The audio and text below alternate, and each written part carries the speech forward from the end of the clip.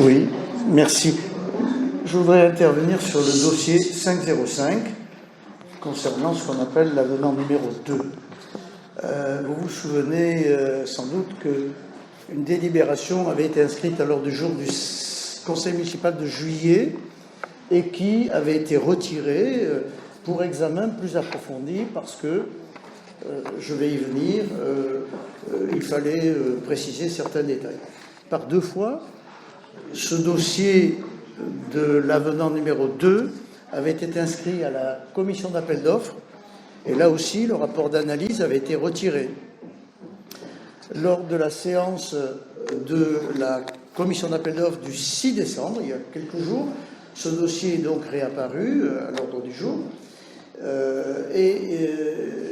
j'ai fait observer qu'il comportait encore des risques juridiques. Alors, je vais essayer d'expliquer le plus simplement possible ce que j'ai perçu de cet avenant. Des ajustements ont été nécessaires au fil de l'exécution du chantier des places comptables, et notamment avec une modification du taux de rémunération de la maîtrise d'œuvre qui a été augmenté de 10,25%. Ça peut paraître effectivement tout à fait acceptable.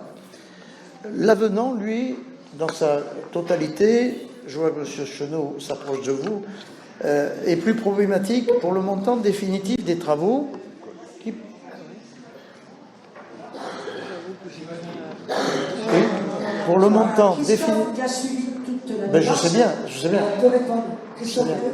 Donc, l'avenant est plus problématique pour le montant définitif des travaux qui passe en hors taxe de 10 332 000 à 12 399 000, soit une augmentation de 22,75%. Alors pourquoi? Le rapport dit, je cite, que plusieurs éléments dans la vie de l'opération sont survenus. Tout le monde le sait, tout le monde le constate, on en voit la traduction directe dans la réalisation des places comptables, des travaux des places comptables. Alors, certes, la CAO du 6 décembre a donné un avis qui est obligatoire pour un avenant de ce type dépassant 5% du montant du marché initial. Personnellement, je vais donner ici le sens de mon vote. Je me suis abstenu dans ce vote interne à la CAO. Alors, pourquoi? Parce que l'augmentation de 22,75% du marché initial, incluant l'avenant numéro 1, il y avait eu un avenant, dépasse largement les 15% habituellement retenus par la jurisprudence pour valider une évolution d'un dossier.